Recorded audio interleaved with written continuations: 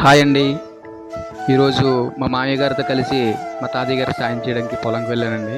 ఒక రైతు యొక్క కష్టం ఎలా ఉంటుందనేది నాకు ఈరోజు తెలిసిందండి. మా తాతయ్య గారిని నేను ఒక మాట అడిగానండి. తాతయ్య అసలు ఈ సంవత్సరం అసలు వర్షాలు లేవు. అయినా చాలామంది పంటలు కూడా వెయ్యట్లేదు. ఇప్పుడు చేసిన పంట చేతికొస్తుందో లేదో, లాభం వస్తుందో, నష్టం వస్తుందో తెలీదు. అయినా ఎందుకు వ్యవసాయం అని నేను అడిగాను. అడిగితే ఆయన నాకు చెప్పింది ఒకటేనండి.